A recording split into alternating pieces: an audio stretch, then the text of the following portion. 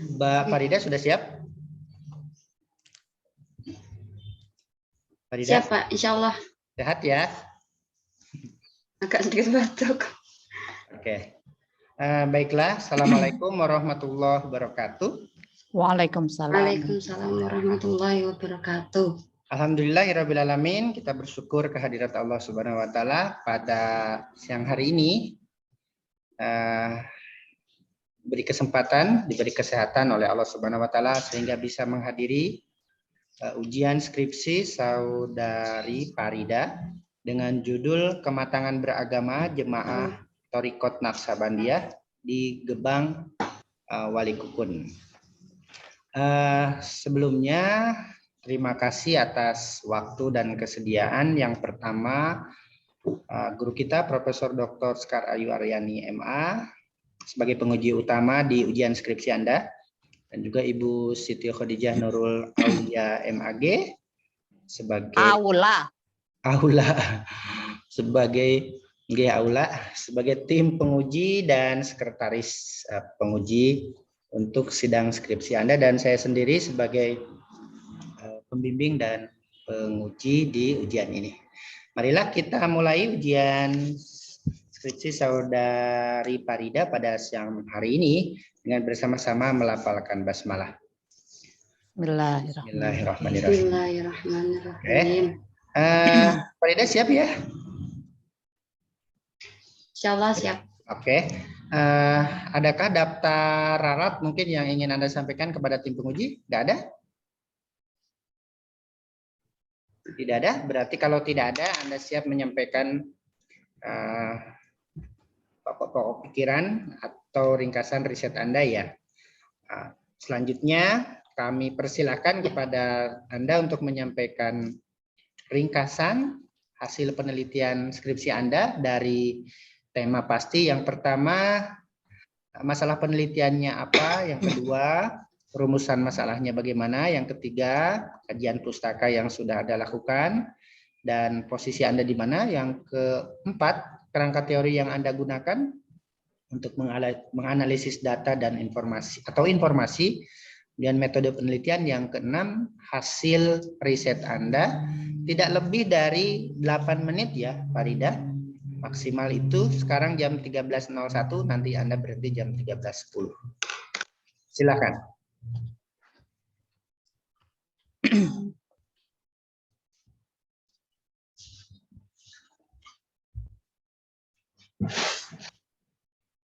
Assalamualaikum warahmatullahi wabarakatuh. Waalaikumsalam warahmatullahi wabarakatuh. Di sini saya akan langsung mempresentasikan tentang skripsi saya yang berjudul Kematangan Beragama Jamaah Thariqat Naqsabandiyah di Gebang Walikukun. Dalam latar belakang masalah, saya mengambil kematangan beragama setiap orang itu pasti berbeda-beda. Bagi seseorang yang agamanya itu belum matang, itu pasti akan cenderung lebih ke tidak kuat. Tetapi bagi orang yang kematangan beragamanya itu seperti akar pohon yang sudah mengakar ke dalam tanah, maka tidak mudah untuk tumbang. Kematangan beragama bisa diamati dari tingkah laku seseorang dalam merespon atau suatu objek. Kematangan beragama itu juga bisa terbentuk melalui pengalaman sebelumnya. Melalui pengalaman sebelumnya, dari pengalaman itu membentuklah sebuah karakter yang kemudian menjadi prinsip bagi kehidupan mereka. Salah satu jalan untuk mencapainya yaitu dengan mengikuti Thariqat Naqsabandiyah di sini. Thariqat ini juga merupakan suatu thariqat yang sudah sangat tua dan satu-satunya thariqat yang ada di Dusun Gebang, Desa Walikukun, yang tidak seperti thariqat-thariqat lainnya yang sudah mengikuti perkembangan zaman.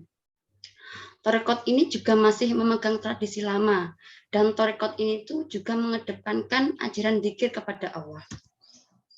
Dalam rumusan masalah dalam penelitian ini itu ada dua. Yang pertama, bagaimana kematangan beragama jamaah Thariqat Naqsabandiyah di Gebang Walikukun dalam perspektif kematangan beragama menurut teorinya William James. Dan yang kedua, bagaimana implikasi kematangan beragama jamaah Thariqat Naqsabandiyah di Gebang Walikukun terhadap pertumbuhan keagamaan mereka. Dalam tujuan penelitiannya, yaitu bertujuan untuk menganalisis rumusan masalah yang saya ambil tadi. Manfaat penelitian, manfaat ada dua, manfaat teoritis dan manfaat praktis. Dalam kerangka teori ini saya memakai pisau analisisnya kematangan beragama William James. William James itu menggambarkan ciri-ciri orang yang matang agamanya itu ada 4. Yang pertama, kesadaran akan eksistensi Tuhan. Dan yang kedua, menyerahkan diri kepada Tuhan dan terbebas dari rasa ego.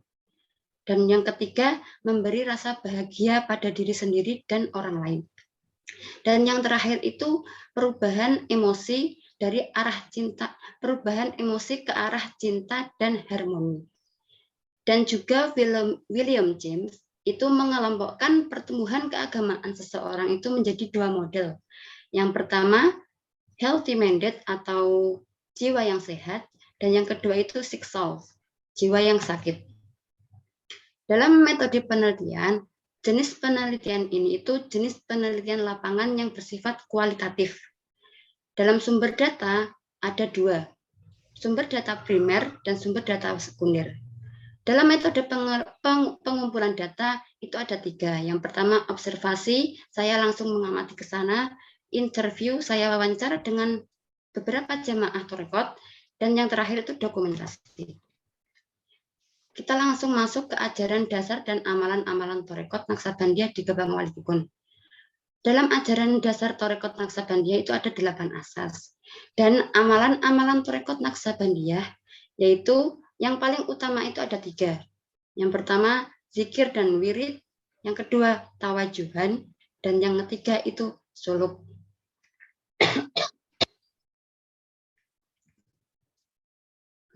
Dalam kematangan beragama jamaah Thariqat Naqsabandiyah, ini rumusan masalah saya yang pertama.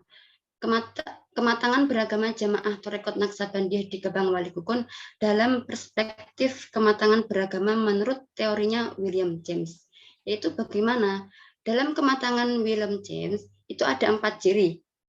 Yang pertama tadi, kesadaran akan eksistensi Tuhan. Di mana dengan ini kita bisa melihat perilaku jamaah atau perilaku jamaah Thariqat itu yang selalu melahirkan kedamaian, ketenangan batin yang mendalam, terhindar dari keburukan-keburukan hidup, dan selalu berpikir positif atau husnudzon kepada orang lain.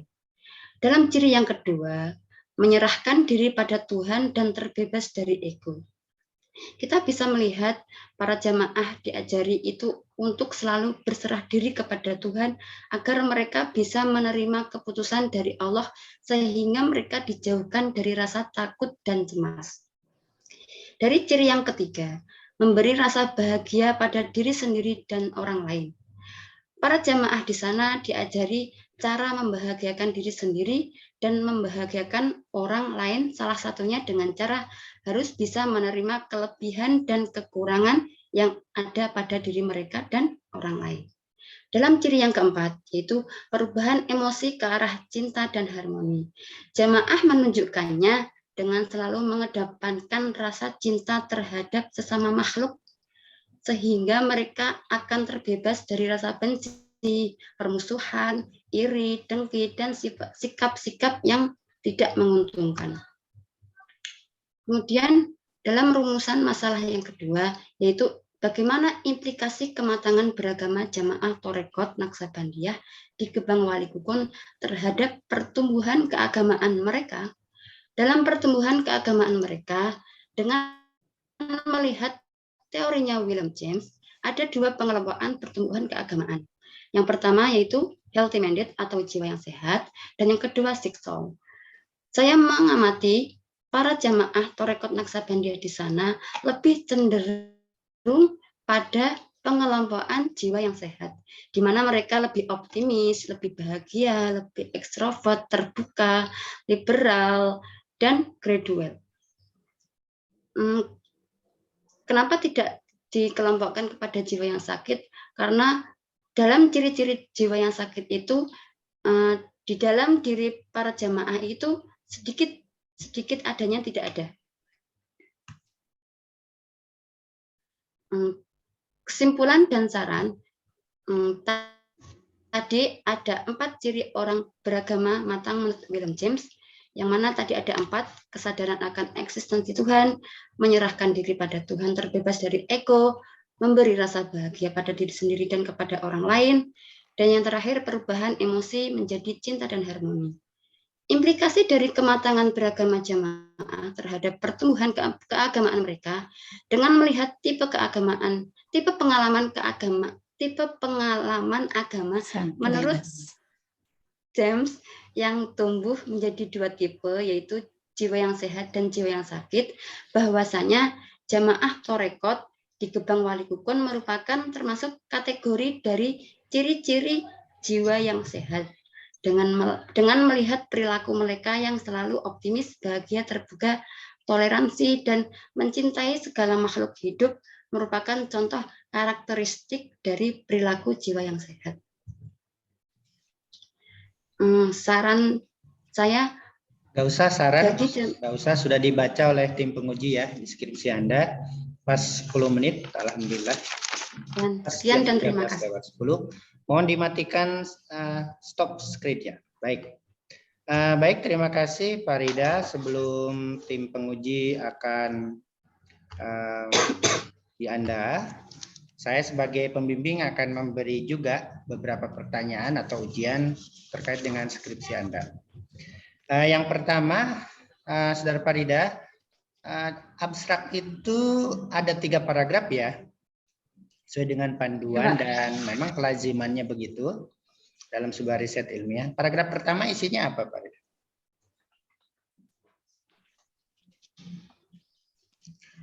Anda di dalam gua apa ya, kok gelap ya? Enggak, Pak. Lampunya dinyalakan. Udah, Pak. Sudahnya. Baik, memang paragraf gelap, Pak. Paragraf pertama apa? Seharusnya apa? Paragraf pertama itu mengenai rumusan masalah yang saya rumusan masalah ambil. itu di pendahuluan, di abstrak. Kan ada 3 paragraf toh. Paragraf pertama, paragraf kedua, paragraf ketiga, dan itu pembimbing selalu menekankan itu. Paragraf pertama adalah masalah penelitian toh. Oh iya. Masalah penelitian. Ya, adakah di situ Anda cantumkan masalah penelitian?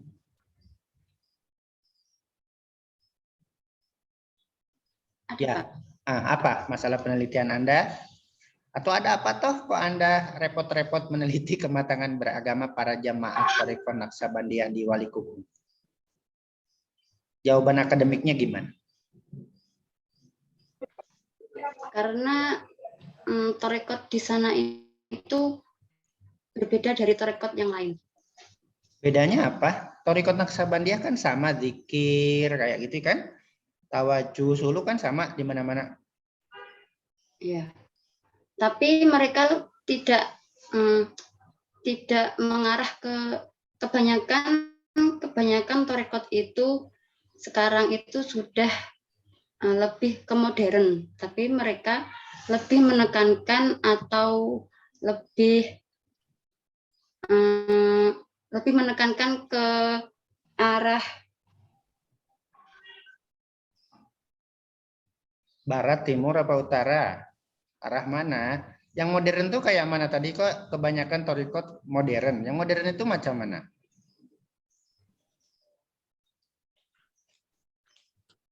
Halo?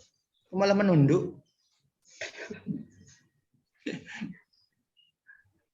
Oke, nanti akan digali lagi oleh tim penguji ya, masalah riset Anda. Kan dari situlah Anda berangkat merumuskan rumusan masalah kan, dan harus ada di latar belakang masalah di bab 1. Harus tertulis di paragraf 1 atau paragraf 2 ketika ditanyakan. Selanjutnya kerangka teori.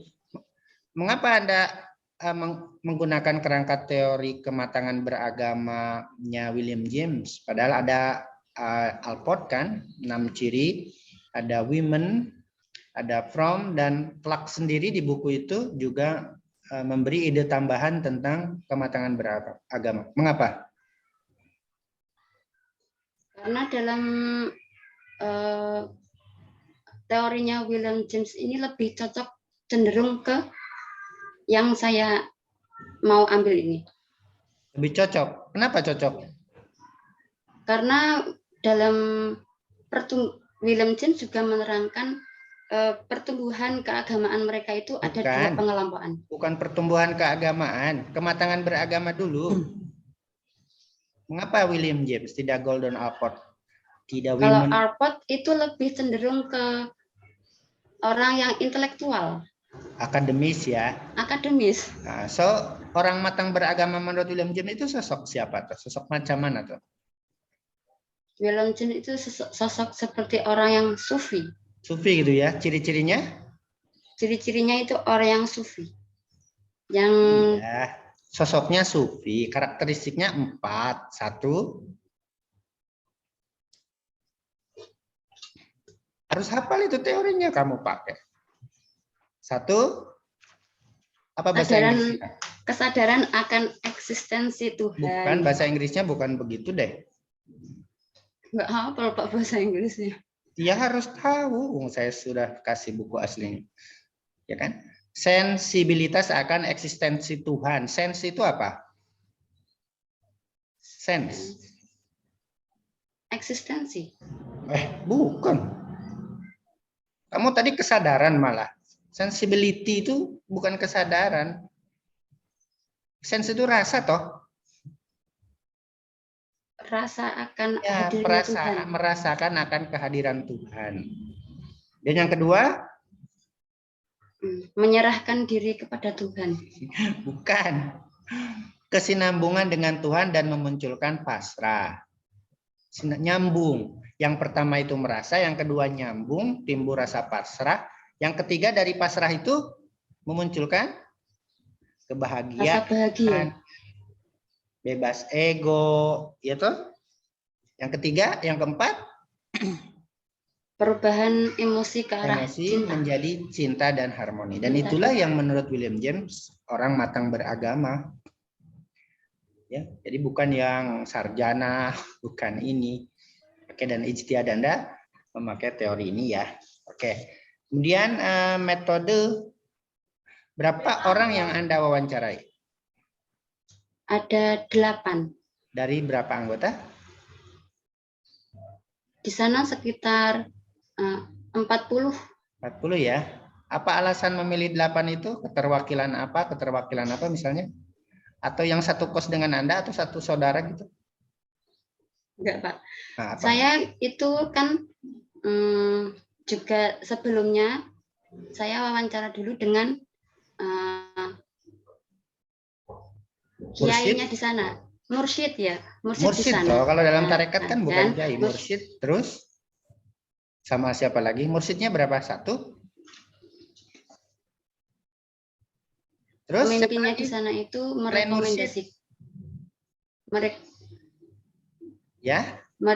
merekomendasikan 8 orang itu. Oh, selain mursyid ada 8. Yang 8 ini anggota apa guru? Jamaah. Anggota. Langsung jamaah. Ada laki-laki semua, perempuan semua? Laki-laki 2. Perempuan 6. Perempuan 6. Oh, luar biasa ya. Banyak perempuannya. Hasil risetnya gimana secara singkat? Semua matang beragamanya menurut kriteria itu, semua merasakan eksistensi Tuhan dalam kesehariannya. Semua merasa nyambung, kemudian pasrah. Dari pasrah itu menimbulkan bahagia, hilang ego, bebas, dan emosi menjadi cita dan harmoni. Begitu semua? Gimana rasionalisasinya, penjelasan akademiknya? Kebanyakan dari mereka itu juga masuk ke ciri-ciri William James itu, Pak. 99 ya? Ya, enggak semuanya. Ya, enggak semuanya itu berapa orang? Karena itu kan data atau informasi yang Anda peroleh melalui interview dengan para interview itu, informasi kan, sebagai subjek penelitian mereka, Anda menyimpulkan berapa orang yang, kata Anda kan matang semua, berapa orang yang memenuhi 4 kriteria itu, beberapa orang yang tidak. Satu laki-laki yang dia lebih cenderung belum bisa mengendalikan emosinya, Pak. Menjadi cinta dan harmoni gitu. Iya. Anda tanya Satu mengapa? laki-laki itu masih belum bisa. Anda tanya tidak, mengapa?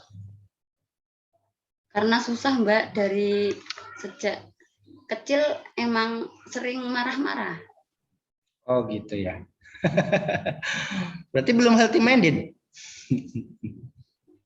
Tapi dia belajar untuk Oke. lebih menekan rasa egonya.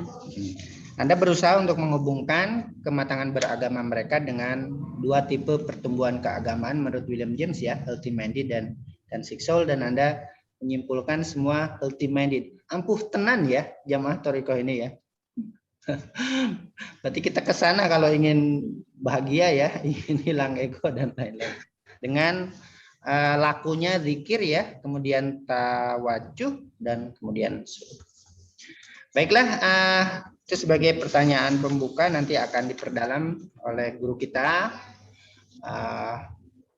di bidangnya, pada beliau Ibu Profesor Dr. Skarayu Aryani. Dipersilakan untuk menyampaikan pertanyaan-pertanyaannya. Monggo Ibu. Oke. Bismillahirrahmanirrahim. Assalamualaikum warahmatullahi wabarakatuh. Waalaikumsalam warahmatullahi wabarakatuh. Ya, apa kabar, Farida? Alhamdulillah, Bu. Kamu kok kelihatannya sekarang medok banget ya Jawanya ya? Jawa Anda Timur, aslinya Bu. Ngawi.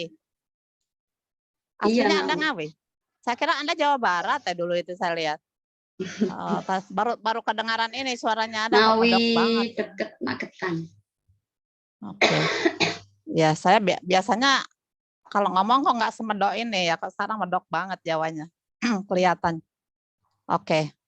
Ya, ya nanti yang sebenarnya yang teknis nanti ya, terutama akan disampaikan oleh Bu Khadijah ya, tapi sebagian saya kemukakan. Ya, banyak sekali. Pertama salah tulis ya, salah ketik. Terus banyak juga istilah yang tidak konsisten Anda menulisnya. Apa tuh sebenarnya tulisannya itu tareka, apa toriko, macam-macam ini bunyinya. Tulisannya ada tareka, ada toriko, ada tareka tanpa H, ya, berganti-ganti.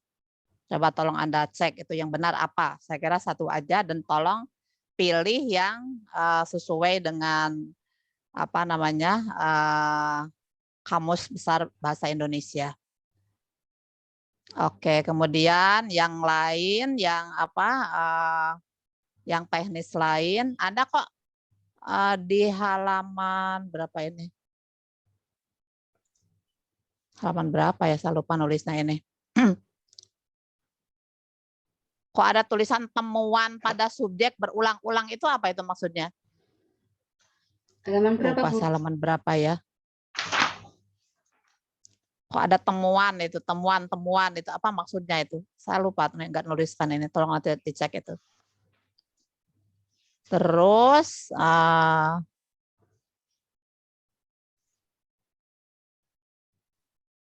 nama tempat. Nama tempat itu harusnya kan huruf besar toh. Anda banyak sekali, hampir di awal sampai akhir itu nama tempat selalu huruf kecil. Apa nama tempatnya ini di apa namanya? Gebang. Gebang itu kan nama tempat kan? Iya. Gebang hurufnya kecil, Wali Kukun juga hurufnya kecil. Itu Wali Kukun apa Wali Kukon? Wali Kukun. Nah, Wali Kukun. Coba Anda cek tulisan Anda. Ada U, ada O, ada OU, macam-macam. Ya, saya tahu persis itu Wali Kukun. Saya sudah pernah ke Wali Kukun, tahu saya. Jadi salah itu tulisannya ada Wali Kukon, ya apa maksudnya? Banyak sekali apa tidak konsisten tulisannya. Terus Anda banyak sekali membuat kutipan langsung tapi salah tulisnya, salah teknik penulisannya. Harusnya gimana kalau kutipan langsung? Kalau Anda mengutip kutipan langsung dari informan Anda, harusnya ditulis seperti apa?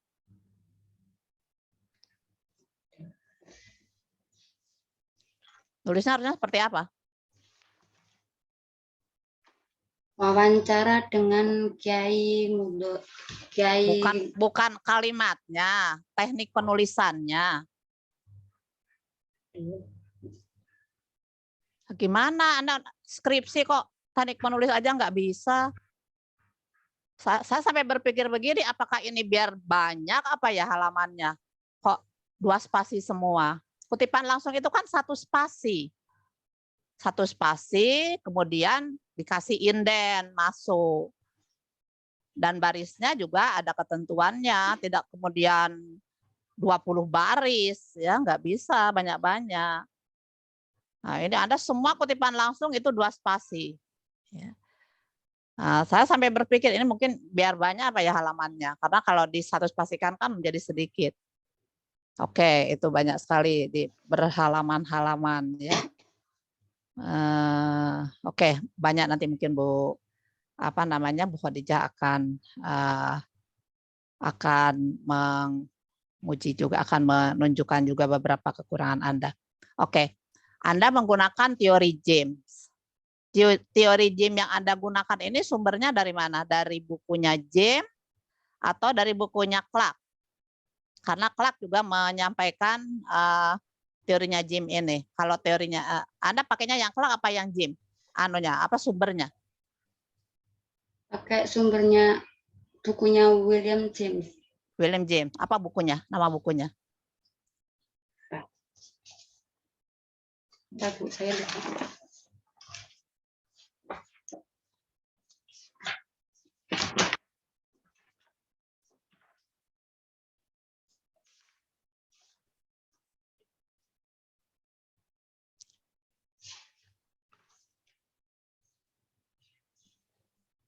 Masa nama bukunya aja sampai lupa?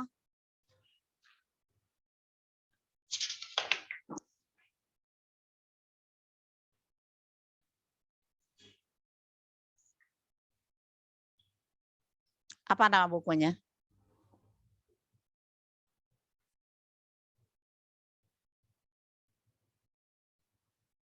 Lihat aja daftar pustakanya, kan gampang itu.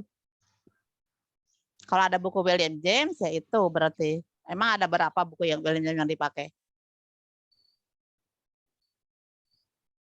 Ada nggak daftar pustakanya? Ada, Bu. Yang mana? Buka aja langsung daftar pustaka. Anda kan berhadapan dengan hard copy-nya toh? Iya. Apa bukunya? Nama bukunya, judulnya?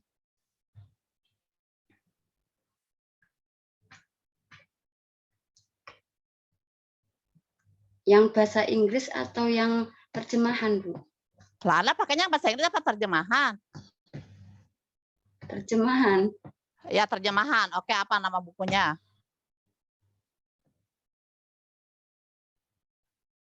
Nama bukunya apa yang terjemahan?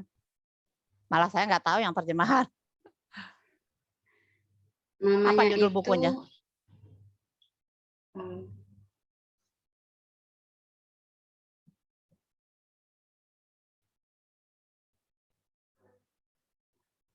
Gimana sih Anda kok pakai buku utamanya aja sampai nggak hafal?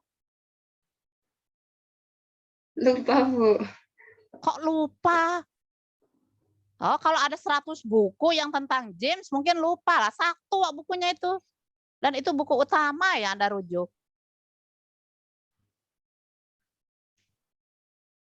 Apa nama bukunya?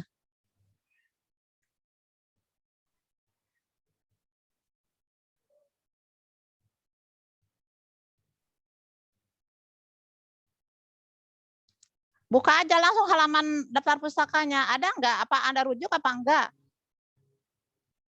Waktu di halaman yang Anda menjelaskan teori itu, footnote-nya apa?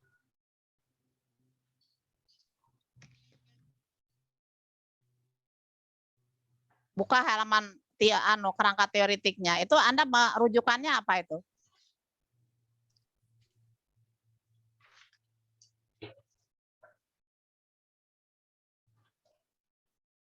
Ya Allah.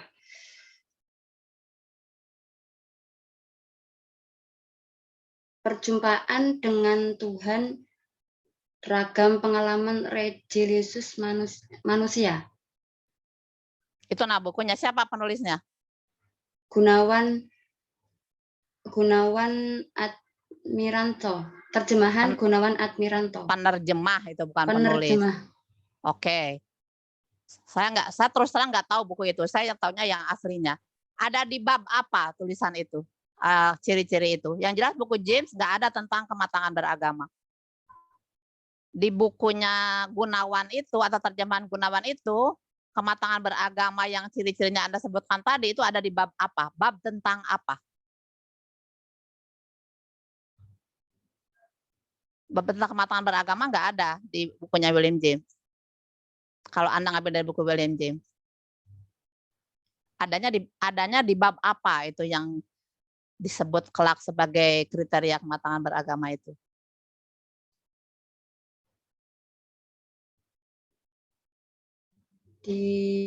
Loh, Anda tinggal buka aja. Anda punya bukunya enggak toh? Di kamar, Bu. Mau ujian kok enggak siap. Oke, sekarang apa? Bunyinya itu apakah persis seperti itu? Bunyinya seperti apa yang di apa namanya ciri-cirinya itu? Karena ini beda sekali dengan baik bukunya James maupun bukunya Clark. Saya di depan saya ada 2 buku ini. Saya agak aneh, ini kok ciri-cirinya seperti itu? Apakah Anda mengutip langsung dari James? Terus saya kutip, saya buka bukunya James. James juga bukunya kutipannya sama dengan Clark. Ya, tadi misalnya yang pertama eksistensi Tuhan. Itu dari mana terjemahan eksistensi Tuhan itu? Yang pertama itu kan sensibilitas. Saya cek juga dari William James, memang sensibilitas di sini juga. Ya, bahkan dia menyebutnya sensibilitas itu malah di garis bawahi ya. Jadi memang itu yang penting di situ. Dia menjelaskan bahwa sensibilitas itu bukan hal yang sifatnya intelektual. Jadi sesuatu yang sangat sangat afektif ya. Jadi lebih dari hanya sekedar merasakan kehadirannya. Jadi kalau eksistensi itu hanya kehadirannya. Jadi tolong nanti Anda ganti itu, Anda terserah mau pakai Clark, mau pakai James ya. Tapi tidak seperti itu. Coba Anda sebutkan itu apa ciri-cirinya tadi. Baca aja yang di abstraknya. Ciri-ciri kematangan beragama James itu apa saja? Nggak usah ditalar, dibaca aja dibaca di makalahnya di deskripsinya apa saja. Kalau dihafal nanti Anda nggak hafal. Anda tinggal membaca aja. Dibaca aja, nggak usah dibaca coba supaya persis kata-katanya. 1 apa? Merasakan akan adanya eksistensi Tuhan. Salah itu, bukan. Yang benar adalah sensibilitas akan kehadiran Tuhan. Terus yang kedua. Yang kedua apa? Menyerahkan diri. Ya ada, menyerahkan diri. Kesinambungan. Kesinambungan apa? Kesinambungan menyerahkan diri itu akibat dari kesinambungan itu baru menyerahkan diri.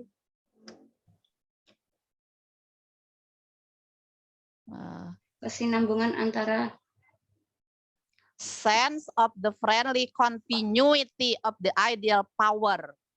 Continuity itu kan kesinambungan.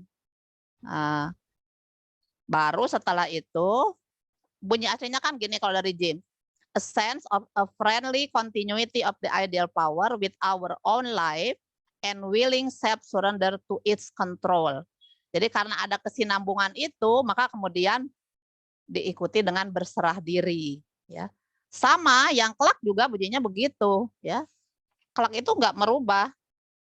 Jadi close to the characteristic comes that the sense of continuity.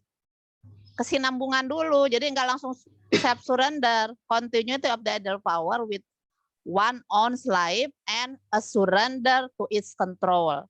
Jadi penyerahan dirinya itu sebagai akibat dari adanya kesinambungan itu. Jadi poinnya itu kesinambungan dulu yang kedua. Ya. Terus yang ketiga apa? Memberi Yang ketiga rasa cirinya bahagia. apa? Hah? Memberikan rasa bahagia. Merasakan Siapa yang rasa memberikan bahagia. rasa? Siapa yang memberikan rasa aja? Jamaahnya memberikan rasa? Tuhan. Torekotnya. Ajarannya. Oh, ajarannya di William James tuh nggak tahu tarekat Naqsabandiyah.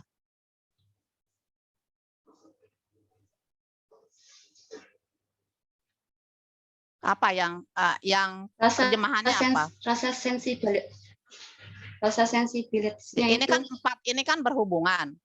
Pertama sensibilitas, itu kemudian menyebabkan ketersambungan menyebabkan kepasrahan diri menyebabkan rasa bahagia, kemudian rasa bahagia menyebabkan hilangnya ego. Kan itu bersambung terus ya, keempatnya ini. Jadi yang apa kok yang Anda coba yang ada ego-egonya coba Anda baca. Nomor berapa itu? Yang ada bahagianya itu nomor berapa yang punya Anda itu? 3. Apa bunyinya? Memberi rasa bahagia. Terus? Pada diri sendiri dan kepada orang lain. Dari mana itu terjemahannya? Memberi rasa bahagia pada diri dan orang lain, berarti itu yang memberi bahagia subjeknya, bukan Tuhan. Masa memberi kepada diri dan orang lain? Ya kalau Tuhan ya nggak mungkin lah diri Tuhan kemudian orang lain. Ya, emangnya siapa orang lain itu? Itu pasti yang dimaksud adalah jamaahnya atau subjeknya. Tapi di dalam 2 buku aslinya ini tidak ada kata-kata itu. Ya. Dia itu sebagai penerima kebahagiaan itu, dia tidak bisa membahagiakan. Justru dari kepasrahan diri kepada Tuhan itu, dia mendapatkan anugerah berupa kebahagiaan. Tidak bisa kemudian dia malah membahagiakan orang lain, wong dia aja dapat anugerah dari Tuhan kok. Apakah itu bunyi persis dari bukunya atau Anda mengarang sendiri? Dari bukunya Gunawan tadi? Anda mengutip persis dari Gunawan atau Anda membuat kalimat sendiri? Saya mengutip. Mengutip persis? Enggak persis. Oh ya, coba persisnya seperti apa?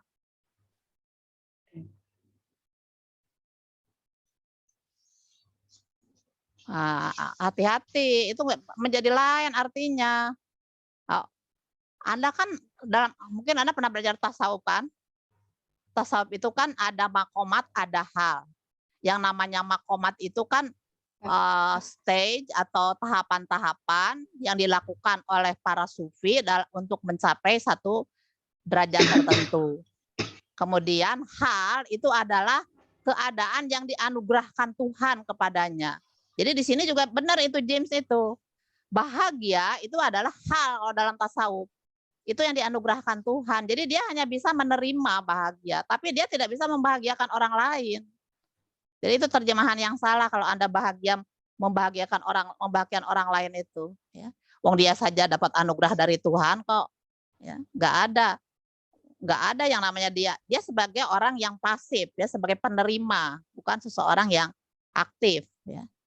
Itu makanya agak aneh. Saya pikir ini Anda dari bukunya James, setelah saya baca enggak, James malah lebih pendek dari Clark ya, karena dia tidak ada bab khusus tentang kematangan beragama, itu adanya dari saintliness ya, dari dari bab tentang kesucian atau orang suci. Oke, tolong itu diganti semua ya. Anda terserah mau ikut Clark atau mau ikut James, boleh dua-duanya sama karena tidak ada yang berbeda. Yang dikutip Clark itu persis ya, cuma Clark memberi penjelasan, James tidak. Hanya itu, tapi tidak ngarang loh ya, tidak ngarang. Nah, saya sendiri tidak tahu kalau yang Gunawan itu, karena Anda juga tidak bisa membaca langsung bukunya. Harusnya kalau buku penting itu ada di depan Anda. Karena kan akal munakosa luring kan, semua buku yang penting kan harus dibawa toh. Oke, itu ya. Tolong kalau semua yang tidak sama itu Anda samakan. Ini pasti nanti berakibat juga kepada analisis Anda, ya. Anda melakukan analisis dengan menggunakan yang tadi itu, ya. Akhirnya karena teorinya salah, analisisnya menjadi salah. Tolong Anda perbaiki, ya. Jadi benarkan dulu teorinya, benar analisisnya Anda luruskan, nggak usah ditambah-tambahi, apa adanya aja, apa adanya teori itu, ya. Oke, itu yang pertama. Kemudian yang kedua, latar belakang masalah Anda itu kebanyakan Anda bercerita tentang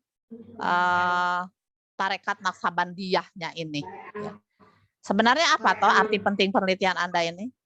Dan apa sebenarnya masalah yang Anda temukan sehingga Anda tertarik untuk melakukan atau mengangkat judul ini? Saya tidak menemukannya di latar belakang Anda. Tiba-tiba Anda menjelaskan begitu saja tentang tarekat ini. Apa arti pentingnya penelitian ini? Karena latar belakang itu kan harus menjelaskan pertama permasalahan yang ada di dalam penelitian itu dan juga menjelaskan tentang arti penting penelitian ini. Kenapa judul ini penting untuk diteliti? Nah, itu kenapa? Kenapa Anda meneliti ini? Apa pentingnya?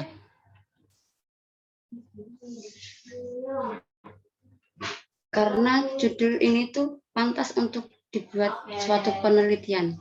Ya, kenapa pantas? Karena tarekat di sana itu kebanyakan berbeda dengan tarekat yang lain. Di mana Anda membedakan itu? Ada babnya yang membedakan itu? Bedanya di mana? Kemudian kalau berbeda, kenapa?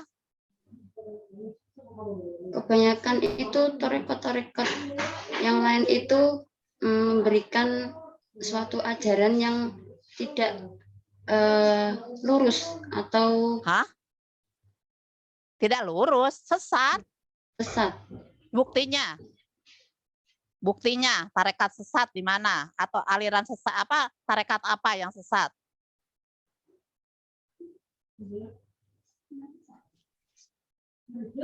Jadi Anda menganggap yang di Ngawi ini beda dengan tarekat Naksabandiyah lain? Karena lebih enggak, saya tanya dulu, apakah Anda menganggap yang di Ngawi ini aliran tarekat Naksabandiyah kan ada di seluruh Indonesia bahkan di seluruh dunia, ya. Nah, apakah Anda tadi mengatakan kenapa Anda meneliti yang di Ngawi karena menurut Anda itu beda dengan Naksabandiyah yang lain, ya kan? Beda? Di mana bedanya?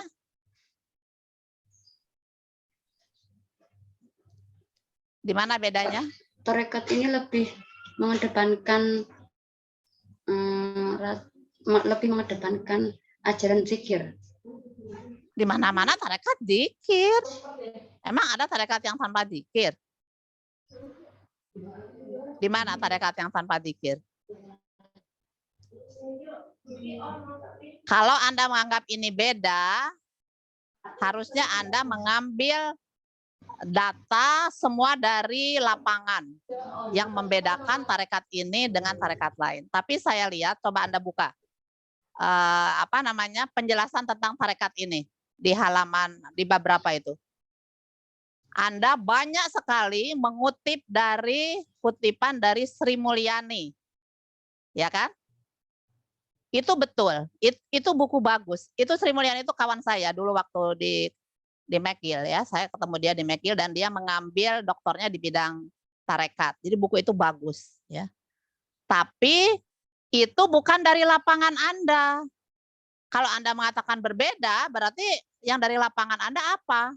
Itu banyak sekali Anda mengutip. Saya kan melihat mana proses risetnya ini kok nggak ada, kok kutipannya kok semua ini buku semua. Pas saya lihat, oh bukunya, iyalah buku Sri Mulyani pasti lengkap. Saya tahu itu Mbak Sri itu dia memang kekhasannya di tasawuf dan tarekat. Ya. Nah, jadi kalau Anda mengatakan beda, buktinya mana? Toh Anda mengutip dari bukunya Sri Mulyani dan Sri Mulyani itu tidak berbicara tarekat yang di apa namanya yang di Ngawi itu dia bicara tarekat Naksabandiyah pada umumnya, ya. Dia berbicara umum tentang tarekat Naksabandiyah. Berarti kalau Anda mengutip dia untuk data yang ada di Ngawi berarti sama dengan ada Naksabandiyah yang lain. Lalu apa bedanya atau apa pentingnya penelitian ini kalau sama? Bukunya Sri Mulyani itu jauh lebih bagus, itu disertasi ya. Itu McGill ya. Lalu di mana pentingnya penelitian Anda ini? Kalau tarekat itu kebanyakan pengikutnya itu usianya lebih 50 ke atas. Tapi di sini itu ada yang 30 sudah mulai ikut tarekat. Mana? Buktinya mana? Coba kalau Anda mengatakan 50 ke atas itu buku apa? Penelitian siapa? Terus bandingkan dengan Anda. Itu kan baru kira-kira Anda aja.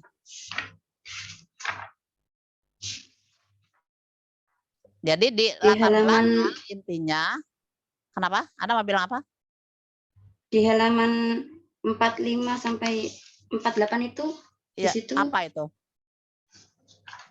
Ada profil beberapa jamaah yang saya Iya, itu kan jamaah di tempatmu. Yang saya tanya itu, yang Anda mengatakan di tempatmu ada yang 30, tempat lain nggak ada, itu buktinya di tempat lain nggak ada apa rujukannya? Kebanyakan dari mana Anda tahu? Hah? Dari mana Anda tahu kalau di tempat lain nggak ada yang 30? Hah? Anda tahu itu Abah Anom saya yang di Tasik? Saya ke pemimpin tarekat yang lainnya. Apa? Kebanyakan dari mereka itu jamaahnya itu umurnya lebih dari 50 ke atas. Lah iya, itu informasi Tapi yang dari di mana? Sini, informasi dari mana yang mengatakan itu? Pemimpin tarekat yang lain. Yang lain itu siapa? Pemimpin tarekat yang ada di sini. Siapa? Yang lain kan nggak ada pemimpin tarekat yang ada di sini. Siapa orangnya? Pimpinan tarekatnya yang di Ngawi itu? Iya. Bodoh itu, nggak tahu dia. Wong di Abah Anom aja di Tasik, santrinya itu muda-muda loh, ya. Ada yang 20 tahunan, itu mengikut tarekat semua karena itu pesantren tarekat. Nggak tahu, itu cuma di Tasik aja dia nggak tahu. Sesama anak Naksabandiyah lagi. Berarti nggak bisa dipegangi itu pendapatnya, ya. Nggak ada buktinya. Anda lebih bagus kalau mencari bukti rujukan yang buku yang betul-betul itu sudah diakui keilmiahannya, sudah standar, ya. Seperti buku Sri Mulyani itu betul itu kalau ada di situ informasinya. Ya, tapi saya kira itu tidak dijelaskan kalau cuma masalah usia itu. Oke, seandainya betul itu yang menurut Anda penting, Anda tuliskah itu di latar belakang? Tidak, latar belakang itu tidak ada Anda menjelaskan permasalahan. Jadi latar belakang itu sederhana aja. Permasalahan apa sebenarnya yang menjadi concern Anda dalam penelitian ini, sehingga Anda merasa penting untuk meneliti ini. Itu tidak pernah ada di dalam di dalam latar belakang Anda mana menjelaskan tentang tarekat ini, dan itu Anda jelaskan lagi di profil tarekat, jadi berulang-ulang. Ya. Oke, satu lagi pertanyaan saya. Satu lagi, Anda punya 2 rumusan masalah. Satu tentang, coba baca rumusan masalah Anda. Bagaimana? Yang pertama? Bagaimana kematangan jamaah tarekat Naksabandiyah dalam perspektif kematangan beragama William James. Terus yang kedua? Implikasi kematangan beragama jamaah tarekat Naksabandiyah terhadap pertumbuhan keagamaan mereka. Oke. Apa artinya implikasi? Implikasi artinya apa? Anda kan pertanyaan kedua, apa implikasi atau bagaimana implikasi kematangan beragama ini terhadap pertumbuhan keagamaan, kan? Oke. Apa artinya implikasi? Artinya implikasi apa? Kok malah manggut gini? Dampak. Hah? Dampak, oke. Mana yang lebih dulu? Pertumbuhan keagamaan apa kematangan beragama?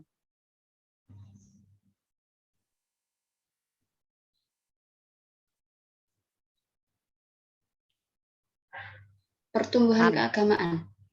Kok tahu? Dari mana? Dari mana informasinya? Boleh alasan logika juga nggak apa-apa. Kalau Anda pernah membaca bukunya apa, kalau Anda tidak pernah membaca mungkin logikanya seperti apa atau penalarannya seperti apa kalau pertumbuhan itu lebih dulu daripada kematangan beragama. Kalau pertumbuhan itu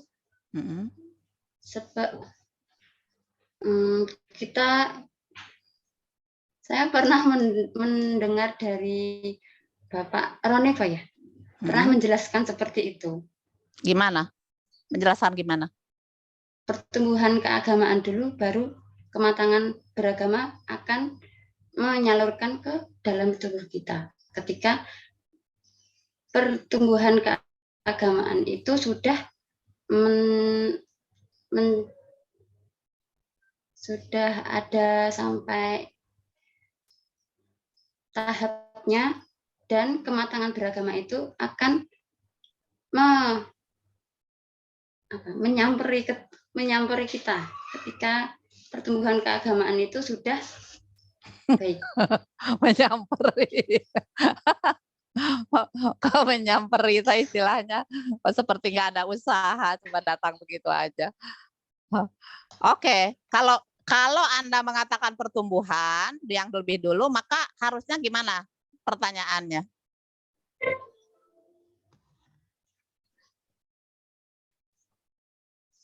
Gimana yang berimplikasi itu pertumbuhan kepada kematangan? Implikasi kematangan beragama. Kata Anda pertumbuhan yang dulu. Kalau pertumbuhan lebih dulu berarti apa implikasi pertumbuhan keagamaan terhadap paling gitu toh kalau yang dulu, ya kan? Ya enggak? Gimana yang benar? Kalau lebih dulu ke pertumbuhan kan apa implikasi pertumbuhan keagamaan terhadap kematangan beragamanya kan gitu toh? Iya kan? Iya enggak? Kok seperti ragu-ragu? Ya. Berarti ini harus dibalik ya. Kalau saya bukan cuma logika, coba Anda baca itu pengantarnya Clark di bukunya di bab Criteria for the Mature Religion. Ya. Jadi kenapa dia bilang Mature Religion itu ditulis di bab terakhir, di bagian pertama itu, karena dia adalah puncak dari pertumbuhan keagamaan. Ya. Bahkan di definisinya kan gitu kan, definisi secara individual, kan dia bilang kematangan beragama bisa didefinisikan dua kan. Yang pertama dalam perspektif individual dan yang kedua dari perspektif konsep ideal. Nah, dalam perspektif individual dia mengatakan titik tertinggi dari perkembangan keagamaan seseorang. Jadi kalau sudah puncak itu enggak turun lagi, maksudnya itu enggak terus kemudian tumbuh lagi. Kalau turun iya, ya tapi tidak tumbuh. Contoh, dalam psikologi memang banyak sekali yang berbicara tentang pertumbuhan dan perkembangan. Ya, salah satunya pertumbuhan perkembangan fisik pun ada di dalam psikologi. Ya. Misalnya dalam psikologi bahwa pertumbuhan dan perkembangan fisik seseorang itu akan berhenti pada usia 18 tahun atau 20 tahun paling lambat. Artinya kalau misalnya seseorang itu berkembang fisiknya sampai tertinggi misalnya 180 cm, pada usia 18 tahun, maka setelah itu tidak akan meninggi lagi. Sudah berhenti. Kalau memendek mungkin ada, karena konon kabarnya dari penelitian, kalau sudah tua itu menjadi pendek. Kata anak saya ya, kata anak saya yang dokter itu, katanya, Mama semakin pendek, katanya, karena kalau orang tua itu, saya bilang saya 150, enggak, katanya sekarang enggak 150. Jadi kalau memendek ada, ya. Begitu pula kematangan beragama. Jadi itu sudah puncak, kata Clark ya. Jadi enggak mungkin kemudian berpengaruh kepada pertumbuhan. Kalau pertumbuhannya iya ada. Ya, coba Anda baca di di pertumbuhan Healthy Minded and Sick Soul itu. Itu kan salah satu penjelasannya ya, penjelasannya atau contohnya tentang fiksol itu adalah mistisism. Apa namanya? Mistikus. Orangnya, bukan mistiknya. Jadi kalau pertumbuhan keagamaan berpengaruh pada kematangan ada, tapi kematangan berpengaruh kepada pertumbuhan itu terbalik ya. Jadi nanti dibalik ini ya. Pertanyaannya dibalik. Apa implikasi pertumbuhan kepada kematangan beragama, lalu bagaimana baru yang kedua bagaimana keagamaan atau bagaimana kematangan beragama dari tarekat itu. Gitu ya. Oke, ya tentu saja dengan berbagai perubahan yang lainnya ya. Oke, itu saja saya kembalikan kepada pimpinan sidang. Assalamualaikum warahmatullahi wabarakatuh. Waalaikumsalam warahmatullahi wabarakatuh. Terima kasih Ibu Profesor Dr. Skara Yuharyani atas banyak catatannya, dan sekaligus saya juga mencatat ada 3 atau 4 poin besar ya yang harus Anda perbaiki ya Pak Rida.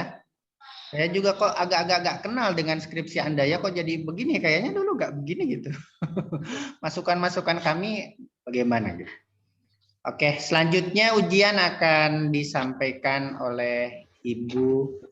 Di mana ini lagi piknik apa ya? Backgroundnya bagus-bagus Bu Aryani, itu bagus sekali backgroundnya. Bukan. Bu Khadijah ini lagi piknik kayaknya. Buatan. Baik, monggo Ibu dipersilakan untuk menguji skripsi Saudara Farida. Monggo. Baik, terima kasih banyak Bapak Roni Ismail. Saya ucapkan selamat terlebih dahulu ya Mbak Farida. Selamat telah menyelesaikan, bukan selamat lulus atau tidak, itu kan nanti begitu. Sesuatu yang menurut saya sebenarnya Anda lumayan, sangat lebih dari lumayan, Anda sudah melakukan satu step lebih maju lah daripada teman-teman yang lain. Memang beberapa hal tadi banyak saya membaca skripsi Anda begitu, nuansanya psikologi agama.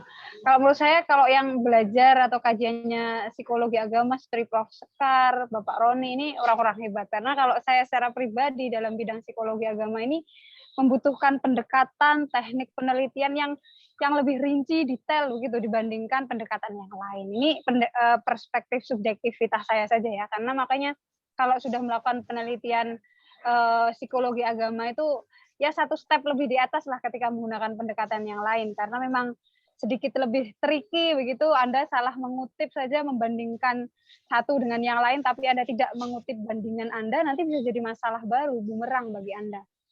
Itu ya Mbak Farida ya. Saya akan mengkritisi dari teknis terlebih dahulu. Saya sepakat dengan Prof. Sekar tadi. Banyak tulisan Anda mungkin karena buru-buru atau satu hal itu masih typo, itu harus tetap diperbaiki Mbak, karena kadang tulisan itu bagus, Anda menyampaikannya dengan teratur, tapi karena bahasanya atau tulisannya itu typo, jadi orang itu membacanya jadi terganggu begitu Mbak. Makanya kalau ada dalam buku, novel itu ada editing, editor begitu, karena apa? Mengurangi hal-hal yang sifatnya kesalahan yang teknis seperti itu. Jadi mungkin Mbak Farida ini nanti kalau sudah selesai diperbaiki sebelum dikirimkan ulang kepada Prof. Sekar ataupun ke saya, dimintakan temannya coba dicek ini tulisan saya sudah ada enggak yang salah-salah teknis begitu. Jadi teman Mbak Farida juga bisa dijadikan teman sebagai editor ataupun jadi sebagai checker begitu ya, checker akhir begitu. Itu yang satu Mbak Farida. Yang kedua, saya sangat apresiasi abstrak Anda sudah lumayan sangat bagus, tapi Anda sepertinya lupa tidak memasukkan kata kunci di bawah abstrak. Jadi nanti mungkin bisa ditambahkan. Walaupun ini terkesan kecil, tapi nanti biasanya abstrak itu akan keluar ketika Anda mencari di digital lib gitu. Nah, nanti kata apa yang kemudian akan mewakili skripsi Anda. Jadi kalau adik kelas Anda atau orang lain ingin mengakses skripsi Anda, kata kunci ini sangat penting begitu Mbak Farida. Begitu ya Mbak Farida. Sebenarnya kata kunci ini representatif juga ketika Mbak Farida nanti akan mengambil kajian pustaka ataupun telaah pustaka Mbak Farida itu apa. Karena dari kata kunci itu kemudian Mbak Farida bisa mengumpulkan data-data telaah pustaka Anda. Jadi kalau kata kuncinya terselip, bisa jadi wah ini di telaah pustaka nanti bisa jadi ada sedikit kesalahan. Mungkin husnudzon saya, mungkin Mbak Farida lupa begitu ya. Itu Mbak Farida yang kedua. Kemudian di halaman 2 kalau saya tidak salah ya, halaman lembar kedua begitu. Itu Anda nggak usah dikutip ya Mbak, walaupun dari Ar-Ra'du begitu, karena di situ pun walaupun mengutip Anda juga tidak menggunakan standar pengutipan. Anda mengutip tapi diakses begitu. Kalau dikutip itu kan harusnya lengkap begitu, dari buku mana. Kalau itu Quran ya Quran terbitan Kemenak ataupun yang mana. Kalau diakses itu biasanya mencari di website ataupun di internet lepas begitu. Dan itu harus ada jamnya, ada teknis penulisannya berbeda begitu. Jadi mungkin itu nanti bisa diperbaiki, dan teknis tulisan catatan kakinya mungkin lebih bisa yang seperti tadi Bu Sekar tadi, harus sama antara satu dengan sampai terakhir begitu. Jangan yang awalnya apa, yang kemudian yang kedua. Banyak terkait teknis nanti saya kirimkan Mbak, seperti halaman pertama di bab pertama biasanya halamannya di bawah, nanti halaman selanjutnya di atas. Itu sebenarnya ada di buku pedoman skripsi. Kalau Mbak Farida membaca ulang, saya rasa sudah membaca, tapi mungkin setelah skripsi ini diujikan, Anda baca ulang. Mungkin ada beberapa hal yang belum atau masih terlewatkan. Kemudian banyak penomorannya Mbak Farida itu menurut saya masih rancu. Saya mengecek tadi di halaman 78 itu penomoran Anda itu nomor 1 semua. Numbering itu kan kadang penting juga Mbak ya. Jadi nanti dicek itu halaman, saya menemukan baru 1 gitu. Jadi nanti di halaman yang lain ada hal serupa gitu. Terus saya tadi sudah hampir sama ini di catatan saya yang terakhir. Anda tidak mengutip bukunya William James di kerangka teori. Tapi saya lihat di daftar pustaka ada, tapi terjemahan begitu. Makanya ini dikutipnya di mana? Saya lagi mencari Anda menggunakan buku William James ini di mana, buku terjemahan ya, Mbak Farida Fitri ya. Jadi itu nanti menjadi catatan. Dan yang terakhir juga nama-nama di sini Anda sudah mengkonfirmasi terkait apakah para informan Anda mau namanya dikeluarkan begitu, biar nanti tidak ada dusta di antara Mbak Farida dan narasumbernya begitu, karena di belakang itu namanya jelas nama lengkap ibunya, ada fotonya begitu. Apakah Anda sudah mengkonfirmasi namanya akan dikeluarkan sama persis? Udah Bu, Sudah. Mereka sepakat? Sepakat. Saya sudah sering pernah ke sana sama silaturahim juga, sekalian wawancara juga sama ini, menanyakan apakah setuju. Mereka sama-sama setuju. Mau. Ya. Ada bukti tertulis enggak? Harus tertulis. Ya. Konsen itu harus tertulis. Iya, letter consent. Itu berhubungan dengan konsen. Consent of information namanya itu. Itu harus tertulis. Jadi bahwa dia bersedia untuk disebut namanya di dalam laporan Anda. Kalau enggak, itu Anda harus membuat nama samaran atau inisial. Iya. Oh. Harus begitu kalau itu etika penelitian namanya. Iya. Ya Bu, ya. Saya sepakat. Itu biasanya bagian dari etika clearance juga di beberapa penelitian begitu. Jadi itu Mbak, kalau saya sih kalau memang tidak ada buktinya, jauh lebih baik Mbak Farida menulis inisial. Karena bisa jadi kalau sampai bukti tertulis ya Mbak, bisa jadi dia masih menerima nanti anak cucunya, itu kan bisa digugat. Hal-hal seperti itu yang biasanya kemudian dijaga atau dihindari dari para peneliti psikologi. Apalagi kajian psikologi agama ini kan sifatnya informasi yang sifatnya personal ya Mbak ya, bukan sesuatu yang mewakili kelompok ataupun organisasi tertentu. Jadi ini sangat kadang di beberapa kalangan hal ini menjadi sangat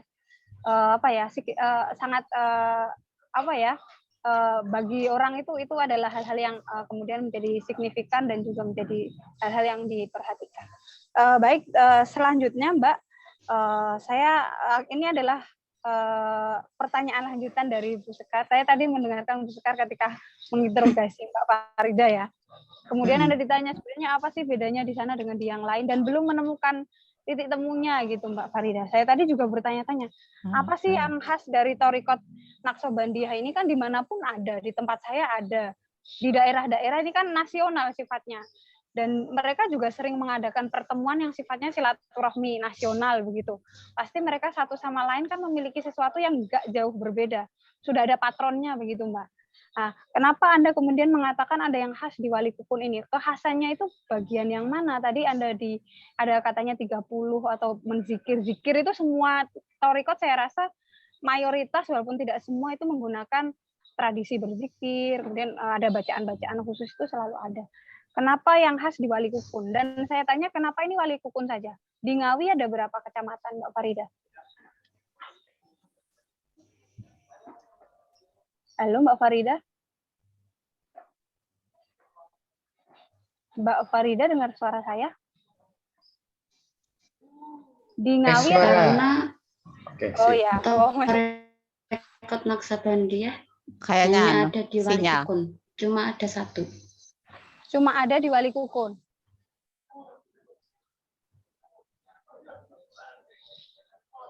Halo Mbak Farida. Farida, tes suara dulu. Tes. Ayo, tes suara dulu, Farida. Oh, batuknya Ya, ada. Pak. Suaranya Ya. enggak ada. Oke, Torikot ini hanya ada di Wali Kukun, begitu ya di Ngawi. Benar Mbak Farida? Benar? Ya, Bu. Ya. Kenapa kok hanya ada di Ngawi, nggak ada yang nggak ada, hanya ada di Wali Kukun, nggak ada yang di kecamatan yang lain? Karena pencetusnya berasal dari daerah sana. Karena Oke, sudah Pak. lama banget. Oke, berarti tidak ada Torikot di Ngawi, tapi langsung penggunaan namanya Tarokat Naksabandia Wali Kukun gitu. Iya. Iya, yakin Anda? Iya. Jamaatnya dari Naksabandia di Gebang Wali Kukun gitu. ya, pengikutnya semuanya dari Wali Kukun atau ada yang dari luar daerah? Dari luar kecamatan mungkin. Kalau pengikutnya itu di luar kecamatan ada banyak. Makanya kebanyakan mereka itu mencari yang Tarekat Naksabandia dan satu-satunya itu hanya ada di Gebang Wali Kukun.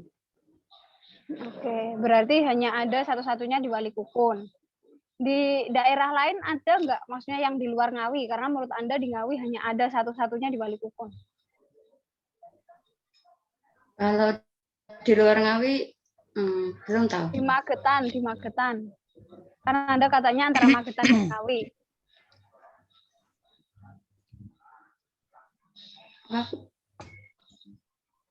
Halo Mbak Farida. Ya, Di Magetan ada nggak di Magetan? di Magetan itu udah nggak ikut Ngawi. Iya, makanya saya tanyakan di daerah luar daerah di Magetan ada nggak Naksabandia? Oh, enggak, saya nggak tahu Magetan. Oke, Tapi saya yang takutnya di Kabupaten Ngawi itu Gebang. hanya Gebang. Naksabandia. Anda tahu kalau hanya ada di Ngawi di Gebang itu dari siapa? Saya nggak yakin soalnya kalau hanya ada satu. Mungkin pusatnya iya, tapi kemudian cabang-cabangnya biasanya ada. Anda tahu kalau itu hanya ada di Wali Kukun dari mana?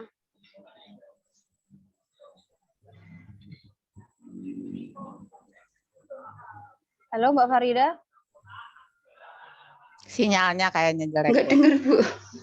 Oke, baik. Saya skip Sinyal. aja lah. Oke, Mbak Farida, jadi ini nanti kan sudah di-record sama Pak Roni, mungkin nanti Mbak Farida bisa minta recordnya ke Pak Roni ya, karena sinyal Mbak Farida agak terputus-putus, nanti bisa jadi ada beberapa masukan dari Prof. Aryani dan Pak Roni juga yang tadi kurang terdengar dengan jelas, jadi nanti harus dibaca ulang. Saya akan memberikan kesimpulan saja. Saya kenapa bertanya kenapa ini khas di Wali Kukun, jangan-jangan ataukah Anda belum melakukan studi di sekitarnya begitu Mbak? Karena kalau menurut saya, ya bisa jadi memang pusatnya atau kantornya yang di cabang Ngawi itu ada di Wali Kukun, tapi bukan berarti kemudian itu satu-satunya begitu. Makanya kalau Anda hanya ada di Wali Kukun, ya Anda klaim aja ini di Kabupaten Ngawi, jika memang pusat atau kantor cabangnya memang di Wali Kukun. Ini hanya masalah teknis sih Mbak Farida, tapi kadang berimplikasi karena menurut Anda ada yang khas dari Wali Kukun begitu. Kan Wali Kukun itu kan hanya kecamatan kalau tidak salah begitu. Makanya saya mempertanyakan itu. Ini yang terakhir Mbak Farida, semoga sinyalnya masih terhubung ya, biar Anda bisa mengkoreksi. Mbak Farida, apakah saya soalnya belum mendapatkan, coba jelaskan secara singkat saja jawaban atas rumusan masalah 1 dan 2. Coba. Secara singkat saja. Tanpa perlu membaca, Anda kan sudah hafal lah masalah penelitian Anda apa.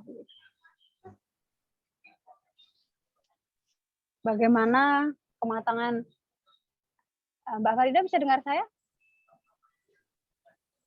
Ya, masih. Iya, silahkan dijawab rumusan masalah yang pertama secara singkat saja. Ya, agak teriak biar keras suaranya. Rumusan masalah. Ya, rumusan masalah Anda yang pertama coba dijawab Bagaimana secara singkat. Ya, bagaimana coba? bagaimana kematangan beragama jamaah Torekot Naksabandiyah dalam perspektif kematangan beragama William James. Yang Gimana? kedua, Enggak, yang pertama dulu. Jawabannya apa? Implikasi pertumbuhan keagamaan jamaah Torekot Naksabandiyah terhadap kematangan keagamaan mereka. Ya, Karena terus kemarin jawabannya tadi apa? disuruh balik ya, Bu. Iya. Jawabannya apa? Jawabannya apa? Coba singkat saja. Jawaban Anda apa? Jawabannya apa? Kalau nggak Atau dengar Bu Khadijah pertanyaan. saya, jawaban Anda Jawabannya apa apa, atas dua Mbak? rumusan itu? Saya jadi curiga ini pura-pura tidak dengar ini. Apa Mbak jawabannya? Benar nggak dengar? Oke, jawabannya apa? Implikasinya itu Yang mereka masuk pertama dalam dulu. Pertama dulu loh. yang pertama kematangan Farida, beragama. jawaban Anda terhadap dua rumusan masalah apa? Singkat, jelas, nggak usah yang panjang. Kematangan beragama mereka. Ketika melihat dengan analisisnya perspektif kematangan beragama William James, mereka masuk dalam ciri-ciri keempat kematangan William James. Dan yang implikasinya mereka termasuk dalam kategori jiwa yang sehat atau healthy minded, di mana mereka optimis, bahagia, dan sebagainya. Oke. Sudah yakin itu jawabannya? Ya. Kok kesimpulannya jawaban Anda berbeda?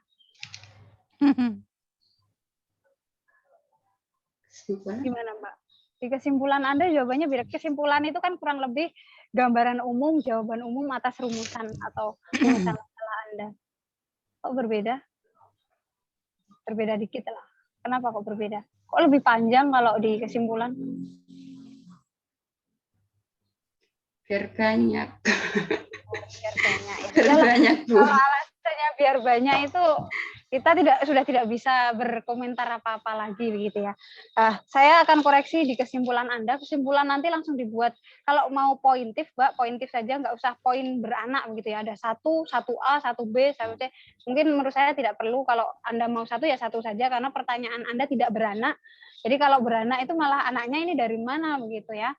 Ya nanti dibuat deskriptif saja, jadi 1 paragraf atau 2 paragraf maksimal untuk jawaban atas rumusan masalah Anda. Bisa lebih dikecilkan begitu. Anda tadi kan menjawabnya sudah sama. Kalau bisa dicari kata kunci dari pertanyaan Anda. Pertanyaan rumusan masalah Anda itu yang pertama apa sih? Oh, kematangan beragama tapi perspektifnya William James. Nanti ambil kata kuncinya. Jadi kematangan beragama perspektif William James dalam Torikot ini adalah ini. Jadi ada kata hubungnya begitu Mbak Farida di kesimpulan, biar kita nggak sesuruh memikirkan lagi apa rumusan masalah Anda. Yang kedua pun begitu.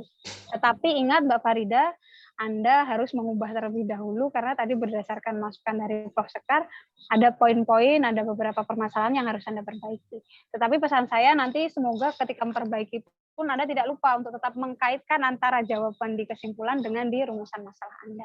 Gitu ya Mbak Farida ya. Terlepas mau diganti seperti masukan dari para penguji. Baik, itu saja Pak Roni Ismail. Semoga Mbak Farida bisa memperbaiki terkait teknis penulisan ataupun hal-hal yang perlu diperbaiki terkait skripsi Anda.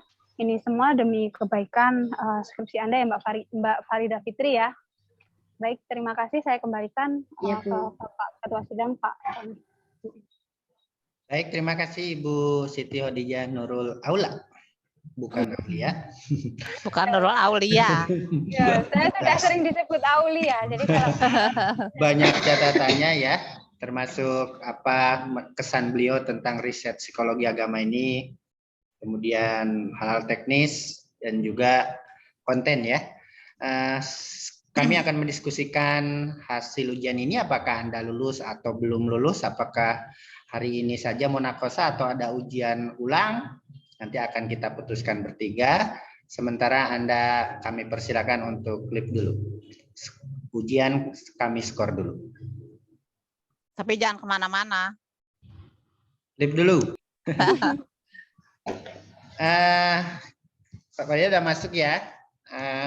Skor kita cabut kembali. Anda siap menerima hasilnya? Farida? Halo Farida? Ya, ya Pak. Oh, harus keras ini ngomongnya berarti. Baik, Saudara Farida. Setelah kami berdiskusi dengan segala pertimbangan, tentu kami berusaha seobjektif mungkin berdasarkan hasil ujian, jawaban Anda, respon, dan produk ya. Produk skripsi Anda, kalau saya ada sedikit penilaian prosesnya. Kami bertiga memutuskan dengan segala perbaikannya, Anda dinyatakan lulus dari ujian skripsi ini dengan nilai 89,3 A per B. Anda dengar lulus tidak? Anda dengar? Ya Pak, dengar. Dengar? Dengar. Alhamdulillah. Oke, dengan banyak sekali perbaikan saya mencatat Dengar dari Pak. Ya, tapi agak delay Anda responnya, delay respon. Dengan banyak perbaikan ya. Teori saya sudah bilang rujuk dari buku asli. Saya sudah kasih PDF-nya ke Anda. Dulu saya kasih PDF-nya toh, yang buku draft buku ajar Prof. Skaryo Aryani itu PDF-nya sudah. Anda rujuk, jangan sekedar di-save di laptop Anda. Teknik penulisan, bagaimana ya intinya baik konten maupun teknis penulisan. Apakah Anda dengan hasil ini menerima atau mau ujian susulan? Farida? Menerima. Menerima. Menerima Pak. Ya, itu nilai kalau sudah Anda perbaiki selama 2 bulan maksimal, tapi Anda kan harus segera yudisium. Kalau Anda tidak perbaiki selama 2 bulan, maka Anda ujian ulang. Ya, kalau Anda sudah yudisium, berarti Anda juga berhak untuk menyandang, apa tadi ya bahasa Anda? Menyandang gelar SAG, Sarjana Agama, dan dengan demikian pula Anda bisa melanjutkan studi di jenjang magister, baik di sini, di S2 SA sini, atau di tempat lain. Oke, tentu kabarkan kabar gembira ini ke keluarga Anda, ke orang-orang terdekat Anda, bahwa Anda sekarang sudah lulus dari Prodi Studi Agama-Agama. Saya sebagai pribadi dan kita semua, Bu Prof. Skaryo Aryani, Bu Hodijah, senang dengan kelulusan Anda di Prodi tercinta kita ini. Saya sebagai pribadi juga mohon maaf kalau banyak kekurangan dalam membimbing Anda, kadang marah sama Anda, agak ya gitulah, karena kita ingin skripsi mahasiswa ini berkualitas bagus gitu, berkualitas standar, tidak malu-maluin karena nanti akan di-online-kan. Sekali lagi selamat, semoga Anda mendapatkan ilmu yang bermanfaat dan dapat melanjutkan ke studi lebih lanjut. Terima kasih sekali lagi yang pertama kepada guru kita, Ibu Profesor Dr. Skaryo Aryani, yang telah menguji Anda dan tentu sekaligus mengajari kita bagaimana riset psikologi agama yang baik, dan juga pengulangan penjelasan tentang materi psikologi agama ya, tentang healthy minded and sick soul, bagaimana hubungannya dengan kematangan beragama. Beliau guru saya di S1 dan juga di S2. Dan juga Bu Hadijah, rekan kita. Terima kasih. Marilah kita tutup bersama-sama dengan melafalkan hamdalah. Alhamdulillah. Assalamualaikum warahmatullahi wabarakatuh. Waalaikumsalam warahmatullahi wabarakatuh.